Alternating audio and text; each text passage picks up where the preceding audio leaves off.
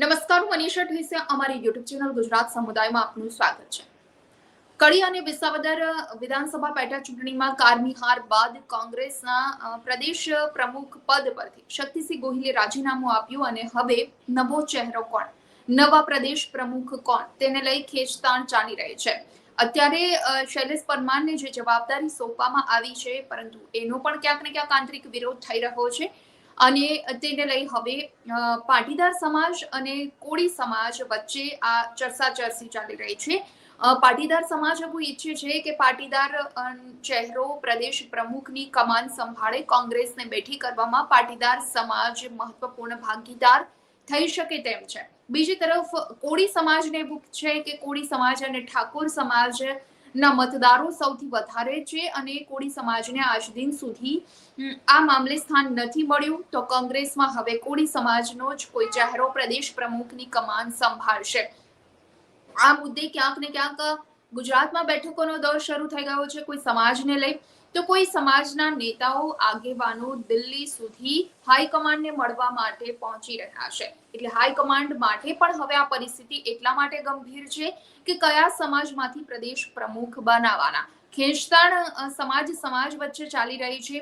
ચહેરા પણ અનેકના સામે આવી રહ્યા છે, નામ પણ અનેક પસંદગીમાં ટોચ પર છે. પરંતુ આખરે જો સમાજને લઈને વિચારવામાં આવે તો કોના નામ પર હવે મહોર લાગે તે કહેવું થોડું મુશ્કેલ છે. પ્રદેશ પ્રમુખ માટે કોંગ્રેસમાં આંતરિક ખેંચતાણના જે સમાચાર છે, પાટીદાર નેતાને ગુજરાત કોંગ્રેસનું સુકાન સોંપવા માટે બેઠકોનો દોર જામ્યો છે. તો કોળી નેતાને પ્રમુખ બનાવવાની માંગ પણ જોરશોરથી હવે કોળી સમાજમાંથી પણ ઉઠી રહી છે. કોંગ્રેસની કમાન સોંપવા માટે હાઈકમાન્ડને સક્ષમ નેતાની શોધખોળ આદરી છે. જ્યારથી શક્તિસિંહ ગોહિલે રાજીનામું આપ્યું છે ત્યારથી હવે ધારાસભ્ય જિગ્નેશ મેવાણી અને સેવાદળના નેતા લાલજી દેસાઈ હાઈકમાન્ડની ગુડ બુકમાં છે, જે આપણને સૌને ખબર છે. તો પ્રભારી જે મુકુલ વાસનિક છે અને પૂર્વ પ્રદેશ પ્રમુખ શક્તિસિંહ ગોહિલ, આ બંનેની પસંદગી છે જ્ઞાનીબેન ઠાકોર અથવા પરેશ ધાનાણી, કે જે બેમાંથી એકને પ્રદેશ પ્રમુખ બનાવવામાં આવે. એટલે મુખ્ય ચાર જે ચહેરાના નામ ચર્ચાઈ રહ્યા છે, લાલજી દેસાઈ, જિગ્નેશ મેવાણી, જ્ઞાનીબેન ઠાકોર અને પરેશ ધાનાણી. એટલે હવે કોના નામ પર મહોર વાગે છે એ જોવાનું રહેશે, કારણ કે હાઈકમાન્ડ હવે કોને પસંદ કરે છે એ જોવાનું રહેશે. હવે જ્યારે વાત સમાજ સુધી પહોંચી છે એટલે કોઈ સમાજને કોંગ્રેસ નારાજ પણ કરી શકે તેમ નથી, કારણ કે એ કોંગ્રેસને પોસાય એમ નથી. પ્રમુખ પદ મેળવવા માટે પાટીદારોએ લોબિંગ કરતા રાજકારણ કરવામાં આવ્યું છે. ખાસ કરી પૂર્વ સાંસદ વિરજી ઠુમરે રાહુલ ગાંધીને પત્ર લખી રાહુલ ગાંધીને મળવા માટેનો સમય માંગ્યો છે. જ્યારે અમદાવાદમાં મુદ્દાની ચર્ચા કરવા માટે પાટીદાર નેતાઓની એક ફાર્મ હાઉસમાં બેઠક મળી હોવાની વાત પણ સામે આવી છે. અને આ બેઠકમાં એવું નક્કી કરવામાં આવ્યું છે કે ગુજરાતની દશા અને દિશા બદલવા માટે પાટીદારો છે તે સક્ષમ છે. ત્યારે પાટીદાર નેતાને કોંગ્રેસનું સુકાન સોંપે તેવી પણ તૈયારી દર્શાવી છે. હવે પાટીદાર મતદારો કોંગ્રેસથી વિમુખ થયા છે એ વાત નક્કી છે. ત્યારે પાટીદારો કોંગ્રેસ તરફ આકર્ષાય તે માટે ખાસ કાર્યક્રમોનું પણ આયોજન કરવામાં આવશે. સમય મળતા જ કોંગ્રેસના જે પાટીદાર નેતાઓ છે તે દિલ્હી ખાતે રાહુલ ગાંધીને મળવા પણ જશે. આ તરફ પાટણમાં છે એ તો પાટીદારોએ એક સંમેલન યોજવા તૈયારી પણ દર્શાવી છે. આમ પાટીદારોએ પ્રમુખ પદ મેળવવા માટે ખાસ કરી કવાયત તેજ કરી દીધી છે. પછી બેઠકોનો દોર હોય કે પછી અન્ય રીતે પાટીદારો એક થઈ રાહુલ ગાંધીને મળવા માટેનું પણ વિચારી રહ્યા છે. હાઈકમાન્ડને રજૂઆત પણ કરી રહ્યા છે કે આખરે પાટીદાર ચહેરાને પ્રમુખ પદ મળવું જોઈએ. પાટીદારોએ પ્રમુખ પદની માંગ કરી છે. તો બીજી તરફ વાત કોળી સમાજની કરીએ તો કોળી સમાજે પણ પ્રમુખ પદ મેળવવા માટે રાજકીય લોબિંગ શરૂ કર્યું છે. ગીર સોમનાથના ધારાસભ્ય વિમલ ચુડાસમા દિલ્હી પહોંચ્યા હતા અને જ્યાં તેમણે રાષ્ટ્રીય પ્રમુખ મલ્લિકાર્જુન ખડગે સાથે શુભેચ્છા મુલાકાત કરી હોવાના પણ સમાચાર પ્રાપ્ત થયા છે. એટલે ગુજરાત કોંગ્રેસના પ્રમુખ પદેથી શક્તિસિંહના રાજીનામા બાદ આ તમામ કવાયતો શરૂ થઈ ગઈ છે. પાટીદાર નેતાઓ દાવો કરી રહ્યા છે કે કોંગ્રેસના પાટીદાર સમાજના મોટા ભાગના નેતાઓએ જે બેઠક કરી અને એમાં એક સૂર દર્શાવ્યો છે કે હવે પછીનું જે પ્રમુખ પદ છે કોંગ્રેસનું ગુજરાતમાં તે પાટીદારોને મળવું જોઈએ. પાટીદાર નેતાને જ આ તક મળવી જોઈએ.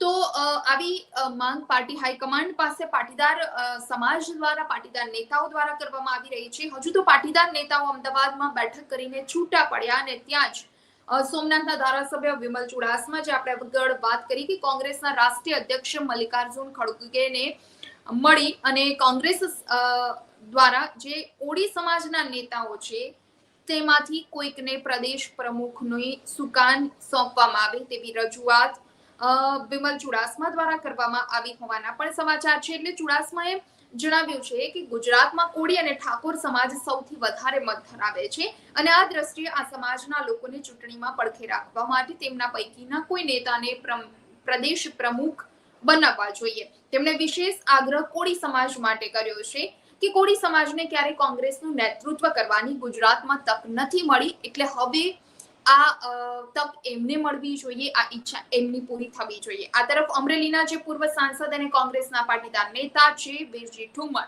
કે તેમણે કહ્યું છે કે જ્યારે ગુજરાતમાં કોંગ્રેસમાં પાટીદાર નેતાનો દબદબો હતો ત્યારે પાટીદાર સમાજના લોકો સતત મત આપતા હતા અને કોંગ્રેસ ગુજરાતમાં સત્તા સ્થાને હતી. આ વાત વીરજી ઠુમ્મરે કરી છે કે પાટીદારોનો દબદબાથી કોંગ્રેસ સત્તા સ્થાને વર્ષો પહેલા હતી જ. તે પછી પાટીદાર સમાજને કોંગ્રેસ તરફ પાછો વાળવા માટે હવે ગુજરાત કોંગ્રેસના પ્રમુખ તરીકે પાટીદાર નેતાને જ સ્થાન મળવું જોઈએ.